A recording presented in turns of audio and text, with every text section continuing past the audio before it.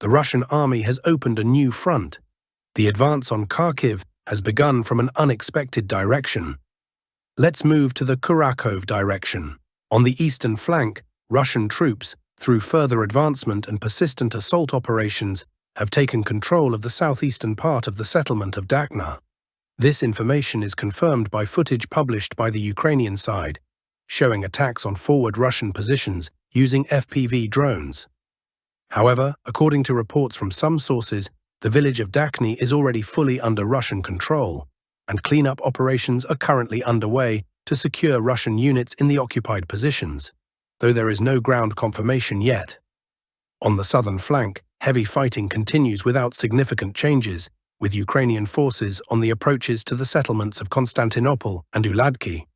On the northern flank, Russian troops are also continuing their assault on the settlement of Andreevka, where forward Russian groups are gradually advancing on the northeastern outskirts of the village.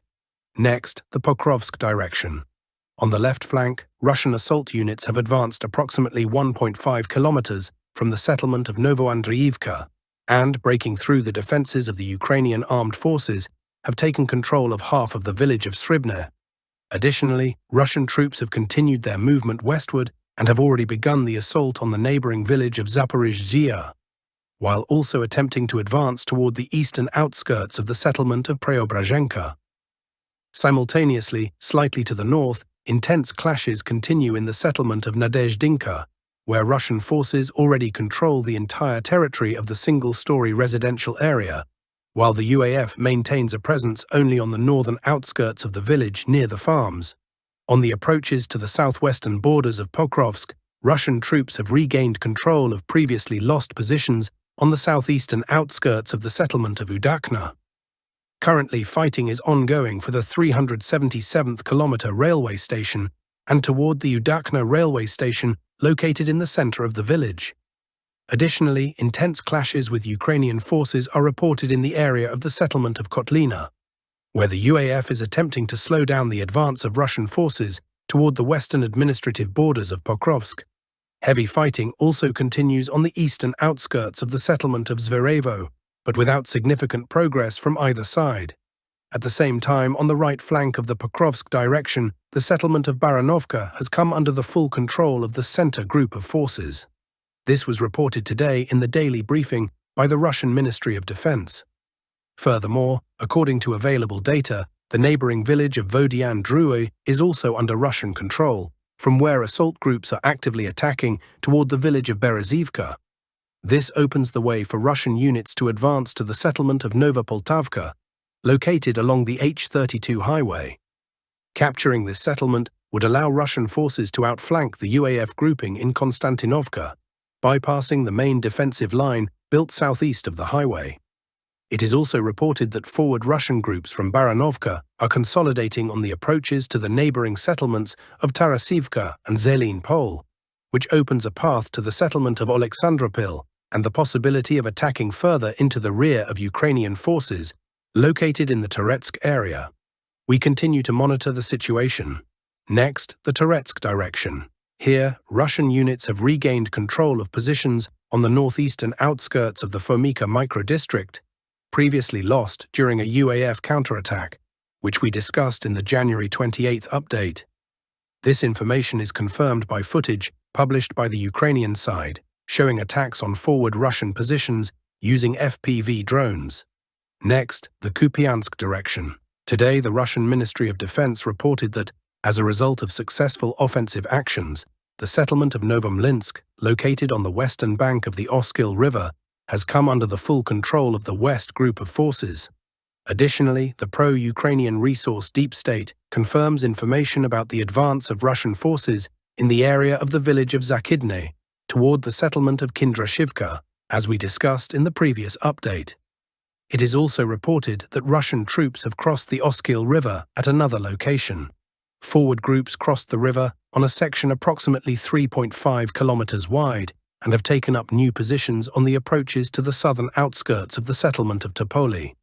The depth of the advance ranges from 200 meters to 1 kilometer. We continue to monitor the situation. Now let's discuss the situation on the ground, and the most important updates are coming from the Sumy region. Today, Russian sources published a video showing how they managed to detect a concentration of Ukrainian armored forces in the Sumy region. The Russians then began attacking this area with Iskander missiles. As a result of this attack, Ukrainian forces suffered significant losses. As of February 5th, we have not yet received any data. I am referring to the numbers provided by the Russian side regarding Ukrainian losses, but it is likely that the losses were very heavy. If we look at the numbers since the beginning of February, we can see that the Russians have attacked this area at least 3 times. The first attack took place on February 2nd, targeting the vicinity of the city of Sumy, south of the settlement. In this video, we can see how the Russians managed to detect the positions of Ukrainian armored forces. As a result of the Iskander strike, this temporary deployment point was destroyed. During that attack, the Russians did not provide any numbers regarding Ukrainian losses.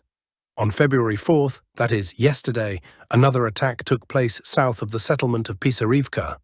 In this video, the Russians managed to detect a concentration of forces from the 36th Marine Brigade of the Ukrainian Armed Forces. As a result of a tornado missile strike using cluster munitions, the Ukrainians suffered significant losses. Hundreds of soldiers and dozens of vehicles, including regular transport and equipment, were destroyed. Today, on February 5th, we received another video published from almost the same area, from the N7 road between the city of Sumy and the Sudzha direction, showing how the Russians destroyed another concentration of forces. These are very important videos that indicate the Ukrainians likely concentrated thousands of soldiers and hundreds of vehicles in the forest near Sumy. There are only a few possibilities.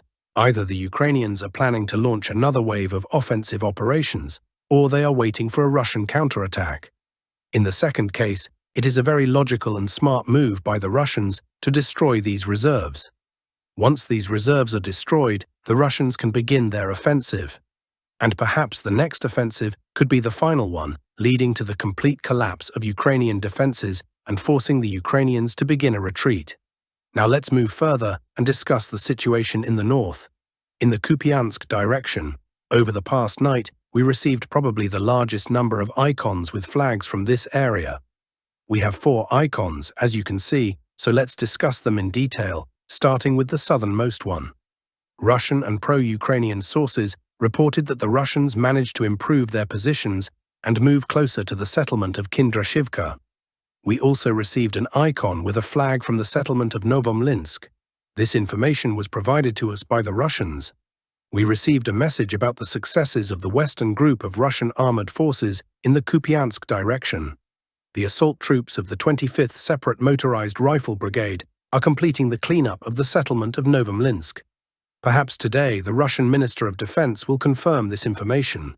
If this happens, it will be the 3rd settlement on the Ukrainian side of the river officially confirmed by the Russian Minister of Defense. The most important icons with flags are coming from the area along the border. As you can see, according to pro-Ukrainian sources, the Russians managed to cross the Oskil River at another location, and as a result of this attack, the settlement of Topoli has been semi-encircled. This is a very interesting situation because this settlement is located far from the line of combat contact. But the Russians, for some reason, decided to attack the settlement from their side of the Oskil River, not through villages or forests. In any case, this is something like a second front line opening along the Oskil River, and it will be very interesting to see what the Russians do next. Now let's move further and discuss the situation in the Pokrovsk direction, as we have received almost no updates. Let's discuss the city of Toretsk. Over the past 24 hours, during the previous night, we received a video published by the Ukrainian side showing how they used FPV drones to attack Russian units in this part of the city. I remind you that a few days ago, the Ukrainians managed to regain control over this part of the settlement as a result of a counter-offensive operation carried out by the Lutsk Assault Battalion. Now the Russians have managed to regain control over these territories, but we still have not received a report that the city of Toretsk has been completely cleared by the Russians. Today, pro-Russian sources reported that the settlement of Baranovka has been captured by the Russians, and just before we started making the video, another statement came from the settlement of Vodian Druhe. So, as of now, according to pro-Russian sources, the Russians control both settlements of Baranovka and Vodian Druhe. Now let's discuss the situation in the city of Pokrovsk. If you remember, yesterday we talked about how the Ukrainians counterattacked the Russians in this area. As a result of those counterattacks, the Ukrainians managed to regain control in the settlement of Koteleva. Not the entire village was recaptured, but some edge positions in the settlement were retaken. Today, we continue to receive updates from the same direction. Today, the Ukrainians published a video showing how they counterattacked the Russians in the southeastern part of Kotlina. In this video, we can see the work of the separate storm assault battalion Skala 425, how the Ukrainians cleared trenches and counterattacked the Russians. In the final episode, we can see the Ukrainians landing infantry in the village again. In the final episode, we can also see a significant number of casualties on the Russian side.